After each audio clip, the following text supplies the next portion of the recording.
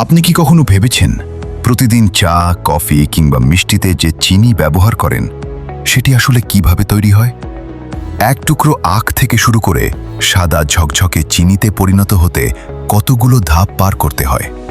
আজকের ভিডিওতে আমরা জানব আখ থেকে চিনি তৈরির সম্পূর্ণ প্রক্রিয়া একদম ধাপে ধাপে। চলুন শুরু করা যাক। প্রথম ধাপ হল আখ চাষ। কৃষকরা উর্বর জমিতে আখের চারা রোপণ করেন। আখ একটি দীর্ঘমেয়াদী ফসল। সাধারণত 10 থেকে 18 মাস সময় লাগে সম্পূর্ণ পরিপক্ক হতে। এই সময়ে গাছ সূর্যের আলো, পানি এবং মাটির পুষ্টি ব্যবহার করে নিজের মধ্যে প্রচুর পরিমাণে চিনি জমা করে। যখন আখ সম্পূর্ণ পরিপক্ক হয় তখন শুরু হয় ফসল সংগ্রহ। বড় বড় যন্ত্র অথবা শ্রমিকদের সাহায্যে আখ কেটে কারখানায় পাঠানো হয়।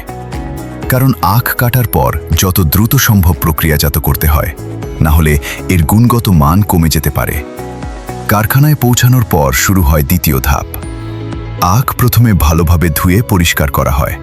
এর মাধ্যমে মাটি, ধুলো এবং অন্যান্য অপ্রয়োজনীয় বস্তু সরিয়ে ফেলা হয়। এরপর বিশাল মেশিনে আখ ছোট ছোট টুকরো করে কাটা হয়। তৃতীয় ধাপ হল রস নিষ্কাশন। বিশাল রোলার মেশিনের মাধ্যমে আখকে প্রচণ্ড চাপে পিষে ফেলা হয়। ফলে আখের ভেতরের মিষ্টি রস বের হয়ে আসে।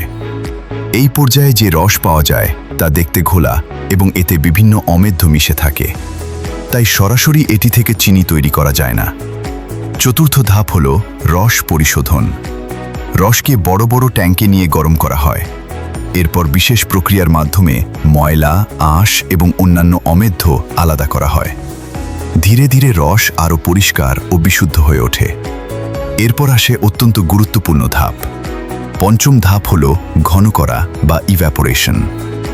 বিশুদ্ধ রসকে বিশাল বয়লারে গরম করা হয়। গরম করার ফলে রসের মধ্যে থাকা অতিরিক্ত পানি বাষ্প হয়ে উড়ে যায়। ফলে রস ধীরে ধীরে ঘন সিরাপে পরিণত হয়। এই সিরাপের মধ্যে চিনির ঘনত্ব অনেক বেড়ে যায়। এরপর শুরু হয় চিনির স্ফটিক তৈরির কাজ।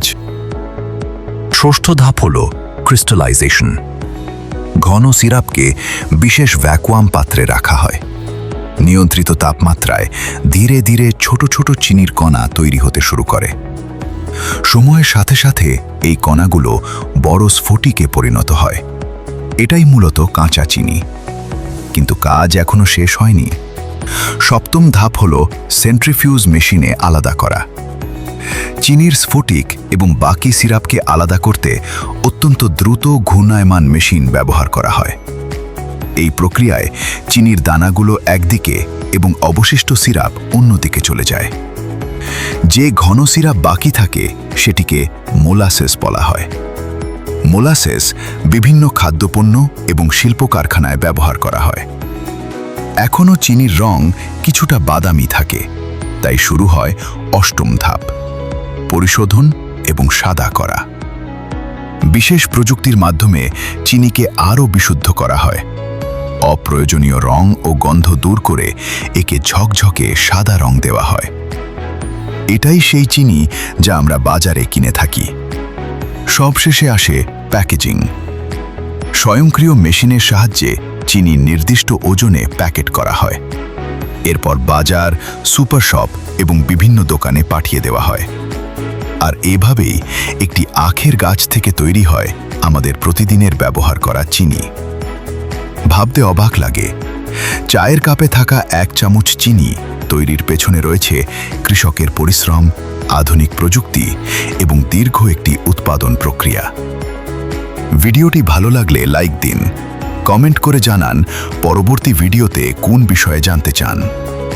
আর এমন আরও চমকপ্রদ তথ্য জানতে ফ্যাক্ট ফোর্জ চ্যানেলটি সাবস্ক্রাইব করতে ভুলবেন না।